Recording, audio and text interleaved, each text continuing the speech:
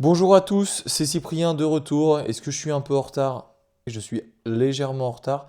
Il faut dire que je suis parti en vacances, que j'ai profité, et c'est vrai que je me suis dit, ce qui serait peut-être pas temps de sortir une vidéo. Donc on est parti directement, sans plus tarder, sur la vidéo que vous attendiez tous, je l'espère. Vous savez, le reggae, ça unifie le peuple. Tout le monde n'aime pas ce que tu racontes. Pour ta sécurité, il faut que tu arrêtes.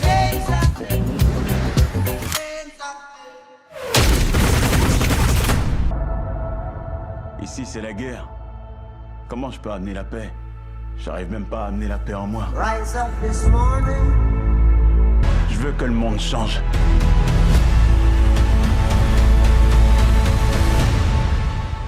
Et là, c'est le moment.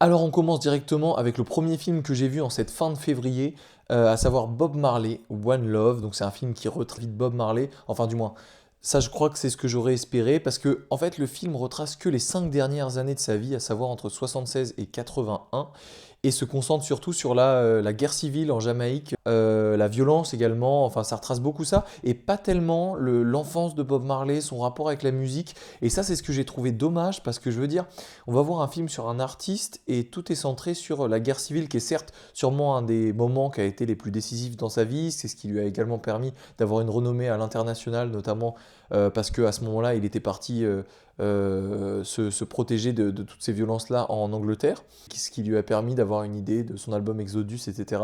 Et qu'il a eu une renommée un peu plus tard mondiale. Mais malheureusement, on n'a pas tellement son enfance, sa jeunesse, on a quelques flashbacks, mais très très peu. Comment il a découvert la musique, ça on n'a rien du tout. On a juste une fois qu'il sait déjà un peu en faire, sa première session studio. Mais bon, c'est un peu bancal, c'est dommage. Moi, je crois que j'aurais aimé en voir un peu plus. Et il nous offre pas ça. Le fait de ne pas prendre son enfance et seulement cette partie-là de sa vie, les 5 dernières années de sa vie, et ben, je trouve pas que ça ait été quelque chose de si bien fait. Alors évidemment, il y a certains sons qu'on découvre ou redécouvre. Moi, pour ma part, je connaissais pas tellement Bob Marley, donc ça m'a fait plaisir aussi de pouvoir découvrir un peu comment est-ce qu'il a créé certaines de ses musiques les plus iconiques. On est dans l'ambiance, hein, on est dans l'ambiance de la Jamaïque des années 70, on est dans l'ambiance de cette époque-là, notamment avec les vieilles tenues Adidas, qui sont incroyables d'ailleurs, et puis les musiques, évidemment, qui nous mettent dans l'ambiance, c'est sûr. Always running away, do you remember? Sorry, I never came in your room when you were crying. It's funny, it doesn't take much to make you feel the way you felt back there again.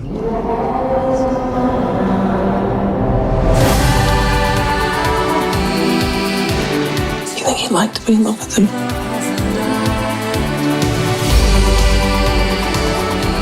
I'd always fall in love. This is a new feeling. You and me together into the world.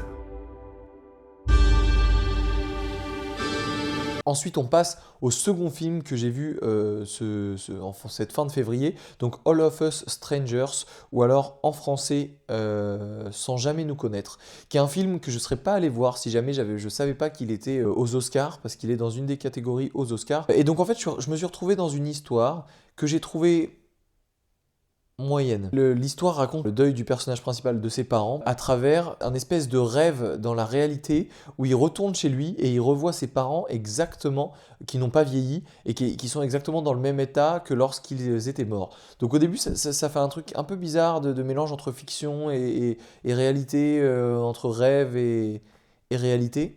Mais finalement on s'y habitue assez bien, mais malheureusement j'ai trouvé que ça faisait un peu trop cucu dans la façon de raconter comment faire le deuil, comment accepter le départ de ses proches, etc. Donc j'ai eu un peu de mal avec ce film-là. Malgré tout, ça parle aussi de relations amoureuses, hein, notamment homosexuelles dans ce cas-là, qu'il a avec un autre homme. Et ça, j'ai trouvé ça plutôt touchant, c'est extrêmement doux. Et je crois que je ne suis pas le seul à avoir aimé ce côté-là. L'histoire d'amour est super belle, mais alors le deuil des parents, j'ai eu beaucoup de mal. La façon dont c'est tourné, le fait d'avoir les étapes du deuil, enfin je sais pas, j'ai l'impression d'avoir vu ça partout, et donc c'est vrai que j'ai eu du mal à apprécier l'œuvre, mais malgré tout, il y a certains points qui sont extrêmement bien réalisés, notamment des séquences dans la discothèque, d'autres séquences, la séquence de fin qui conclut le film. Enfin, il y a des idées qui sont vraiment très bonnes, mais dans un amas de choses qui ont eu du mal à m'emporter. Le film est pas mauvais, mais c'est loin d'être un énorme coup de cœur, et je pense pas qu'il gagnera de prix aux Oscars malheureusement, même si je ne fais pas partie des critiques des Oscars. Mais c'est vrai qu'il a quelques défauts qui m'ont fait un peu sortir parfois du film. Et c'est dommage parce qu'il avait un bon potentiel dans la réalisation, il offre des trucs fous. Et malheureusement, ça a été un peu une légère déception pour moi.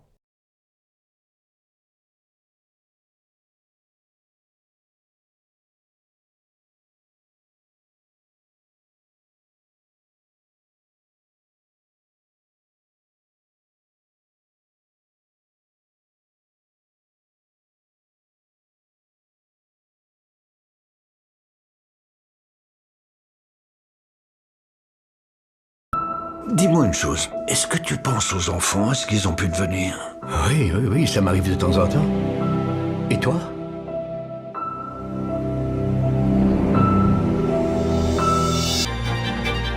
Un déplacement massif d'enfants qui n'ont ni argent ni visa. Écoutez, nous devons tout faire pour croire que ça peut être possible. Il y a 1 millier d'enfants sur cette liste. Alors on va activer tout ça. Vas-y, tout de suite! Y a-t-il quelqu'un ici dans ce studio dont la vie a été sauvée par Nicolas Winton?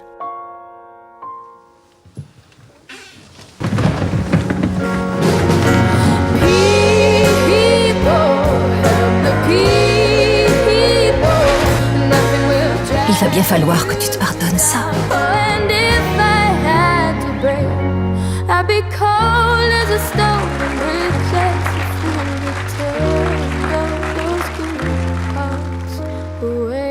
Ensuite, on passe au film Une vie avec Anthony Hopkins, qui est un biopic sur la vie de Nicolas Winton, qui était donc un Anglais qui est allé en Tchécoslovaquie juste avant la Première Guerre mondiale, donc en 1938-1939, qui a vu qu'il y avait des tas d'enfants tchécoslovaques qui étaient donc dans la misère absolue, et il a désiré sauver tous ces enfants-là parce qu'il était horrifié un peu par la situation. Et il a essayé d'organiser tout un espèce de déplacement d'enfants dans des familles en Angleterre pour le moment de la guerre, pour être sûr qu'ils soient en sécurité, et ensuite que ces enfants-là puissent retourner en Tchécoslovaquie.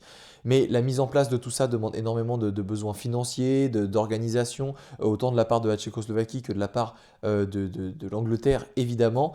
Et va y avoir beaucoup de désillusions, d'espoirs qui vont être finalement anéantis. Enfin, c'est un film super beau, et c'est une histoire vraie. Donc, cette histoire avait été un peu enfouie sous toutes les morts de massacres, de génocides juifs qu'il y avait eu pendant donc, la Seconde Guerre mondiale. Et en fait, c'est ressorti 50 ans après, en 88, quand sa femme a découvert tout ça, et a décidé d'en parler à un talk show d'Angleterre à cette époque-là qui s'appelait That's Life, et c'est ainsi que c'est arrivé donc à la télé, aux oreilles des gens, que Nicolas Winton est dans la salle pour le talk show, et tous les gens du public, la grosse majorité, ce sont des juifs qu'il a sauvés, donc tchécoslovaques, qui sont partis vivre en Angleterre et qui n'ont jamais pu revenir parce qu'en fait tous leurs parents se sont fait exterminer par Hitler et l'armée allemande, et donc qui ont grandi, qui ont pris plus de 50 ans, parce qu'on parle de 1938 et là c'était en 88, donc forcément ils ont vieilli. La séquence est vraiment, vraiment émouvante, c'est assez impressionnant. D'ailleurs, il y a certains films qui m'avaient déjà fait pleurer, je veux dire, j'ai déjà lâché une larme dans des films tellement la pression est énorme ou tellement c'est émouvant, mais enfin jamais pleurer à chaudes larmes,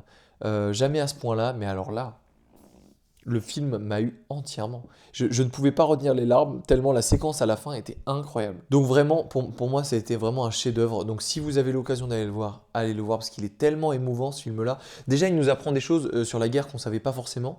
Et en plus de ça, il y a une maîtrise de l'image, une maîtrise du storytelling qui fait que c'est impossible de ne pas être touché par ce qui nous est raconté. Alors que pourtant, les films de guerre, de manière générale, c'est tellement montré de manière trash que moi j'ai du mal à être touché à ce point-là, tu vois, mais alors là, ça rend l'histoire tellement émouvante que franchement, si vous avez l'occasion, allez-y, franchement, vous ne serez pas déçus. Je cherche un bon avocat! C'est pour défendre une innocente! Elle s'appelle Josette! De quoi la question? De meurtre! Faites voir ce dessin? Josette, vous avez dit. Quel âge a-t-elle? 11 ans. Une enfant de 11 ans accusée à tort, c'est imperdable! L'acquittement sera une formalité. Faites entrer l'accusé. Non mais je rêve, ils l'ont mise dans une cage, pauvre enfant. Vous m'avez engagé pour défendre une chèvre. Une chèvre? Oui, Majesté, une chèvre. Ben... Vous saviez pas que l'accusé était une chèvre? Bien sûr que si. Il y a quelques instants, vous sembliez plutôt surpris. J'ai bien vu votre tête. Vous avez fait oh. Je n'ai jamais fait... Vous êtes parti la tête en arrière avec votre paillasse, là, qui vous sert de coiffure. C'est ma meilleure amie. C'est ma sœur, ma confidente. Ah bah oui, allons-y. Ma mère aussi, pendant qu'on est. Ensuite, on passe à la nouvelle comédie de Fred Cavaillé. Donc l'histoire vraie d'avocats qui ont porté plainte contre une chèvre. Alors pourquoi une chèvre? Parce que cette chèvre a tué quelqu'un de très important en France à cette époque-là, dont j'ai oublié le nom. Donc cette histoire-là s'est passée au XVIIe siècle. Et donc à cette époque-là, c'était possible de porter plainte contre des animaux. Donc il y a tout un procès qui s'est organisé, donc ce qui est très absurde au vu de notre époque, mais à leur époque, c'était normal. Donc avec notamment Danny Boone, Jérôme Commandeur également. Je savais pas trop à quoi m'attendre, mais je me suis dit, allons-y, c'est un peu original. Et au final, bon, c'était pas terrible. C'était pas terrible. Il y a certaines blagues qui étaient ok, enfin, comme dans la majorité des comédies françaises en ce moment. J'ai pas ri aux larmes, il y a des gens qui ont vraiment beaucoup ri. Après, il y a certaines choses qui sont bien, les musiques notamment, incroyables. Pour un film de comédie française, avoir des musiques aussi bien travaillées, on est à fond en immersion, franchement c'était dingue. Après l'humour de Danny Boone moyen, Jérôme Commandeur m'a fait un peu plus rire, mais pas non plus les blagues de l'année. Puis ça nous apprend quelque chose sur la France de cette époque-là, comment elle était divisée en fonction des régions, un peu la xénophobie de cette époque-là entre les régions, ce qui est assez intéressant parce que c'est plus trop quelque chose qu'on voit aujourd'hui pour le mieux d'ailleurs. Hein. Et étant donné que j'ai l'impression que les comédies françaises en ce moment qui sont au cinéma, je veux dire, il y a Maison de retraite 2, il y a Chien et chat, enfin il y a pas mal de films qui me donnent vraiment pas envie. Je me suis dit allez, je vais voir celle-ci, comme ça j'aurai un peu un aperçu. Elle m'a pas conquis, mais bon, ça reste ok, donc on accepte. Assalamu alaikum sunu mami. Ñu ngi leen di nuyu bu baax ndax dañuy waaj a dem benn voyage. Dañu ñëwoon fii pour sàkku si ay ñaan. dana yaakaar ni Europe moo gën Afrique. Bu fekkee da ngeen a bëgg a dee dem leen.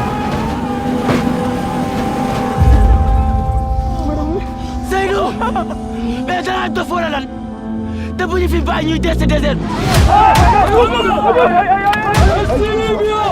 Yére bu ñu sol tey amul bànqaas musu bu ñu sol. T'as quel âge? Moi j'ai 16 ans. Et il est où ton cousin? On l'a attrapé quand on était dans le désert. Il y a beaucoup de personnes, il y a des vies, il y a des enfants. Seydou. waaw lu xew? dama ragal du ma gisati sama yaay. dama bëggoon a gis sama yaay ne ko mu baal ma àq. dama namm sama yaay. mu baal ma àq te yàlla tax.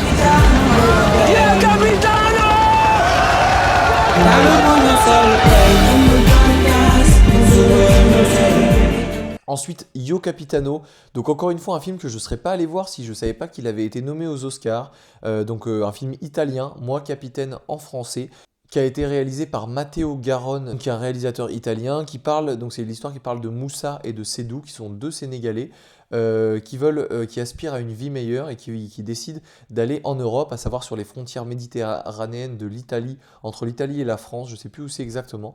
Et donc en fait on suit au travers de cette fiction tout leur périple, donc en passant par plusieurs pays d'Afrique pour remonter jusqu'aux côtes donc, de la Méditerranée. Une histoire qui est extrêmement touchante parce qu'elle est très crue dans la façon d'aborder le voyage et les violences, toutes les épreuves qu'ils vont rencontrer pendant ce voyage. Qui est pas mauvais d'ailleurs, hein, franchement, parce que le côté très cru marche plutôt bien, c'est jamais trop caricaturé, jamais trop... Enfin, je dis ça comme si je connaissais ce qui se passait, absolument pas. Mais ce que je veux dire, c'est que des fois, tu sens que c'est un peu trop appuyé, on a l'impression que c'est trop romantisé, alors que là, pas du tout. Et il y a d'ailleurs, il y a une séquence qui est absolument horrible, qui est restée gravée dans ma tête tellement...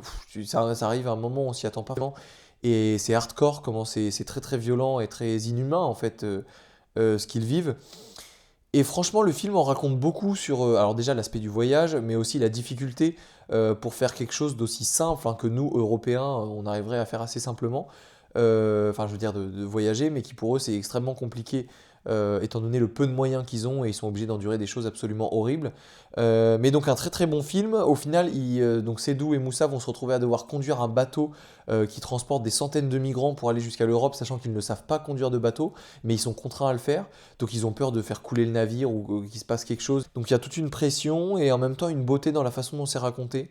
Très touchant également. Il y a un plan séquence à la fin qui est très très touchant alors qu'il n'y a quasiment rien.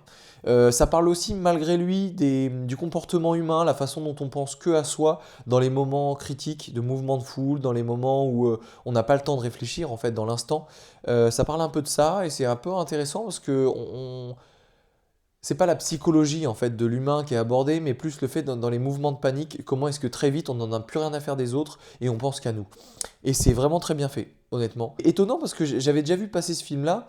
Et j'avais pas trop eu envie d'aller le voir et finalement je me suis motivé parce qu'il a eu une deuxième ressortie en France et franchement j'ai bien fait d'aller le voir parce que c'est un très très bon film. Donc il a sûrement ses chances au festival donc des Oscars évidemment.